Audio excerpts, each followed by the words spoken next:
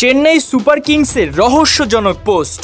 জাদেজার সঙ্গে এক ক্রিকেটারের শ্যাডো ছবি দিয়ে ক্যাপশনে লেখা জাদেজার যমজ এই অলরাউন্ডারকে। এমন পোস্টে অনেকেই শ্যাডোর সঙ্গে মিল খুঁজে নিচ্ছেন সাকিব আল হাসানের। কমেন্টে নিজেদের মতামত জানিয়ে লিখছেন চেন্নাইয়ের জার্সিতে খেলতে যাচ্ছেন টাইগার অলরাউন্ডার। ইন্ডিয়ান প্রিমিয়ার লিগে এর আগে 6 বার কলকাতা নাইট রাইডার্সের হয়ে খেলেছেন সাকিব। এছাড়া সানরাইজার্স হায়দ্রাবাদের হয়েও 2 বার মাঠ মাতিয়েছেন বিশ্বসেরা এই অলরাউন্ডার। যদিও গেল আইপিএলে নিলামে দল পাননি, তবে শেষ সময় তাকে কেকেআর ডাকলেও না বলে দেন সাকিব।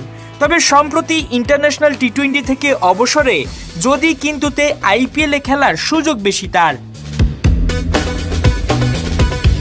সাকিবের আইপিএল খেলার বিষয়টা আরও বেশি আলোচনায় উঠে আসে রবিবার রাতে চেন্নাইয়ের করা এক পোস্টে।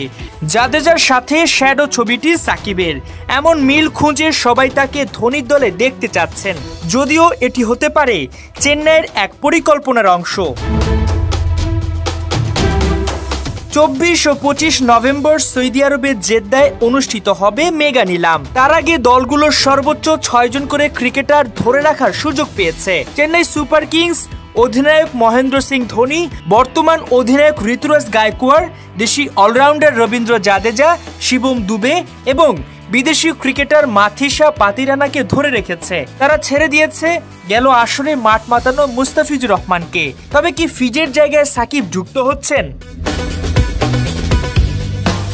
আইপিএল এর ফ্র্যাঞ্চাইজিগুলো বেশ পরিকল্পনা করে দল সাজায়, তাই নিলামে যাবার আগে হয়তো দর্শকদের কাছ থেকে ধারণা নিতে এমন পোস্ট করেছে দলটা। সে যাই হোক, 1 কোটি রুপির ভিত্তিমূল্য সাকিবের ভাগ্যে কি আছে সেটা জানা যাবে চলতি মাসের 24-25 নভেম্বর মেগা নিলামে। মাহমুদুল হাসান সজীব, 71।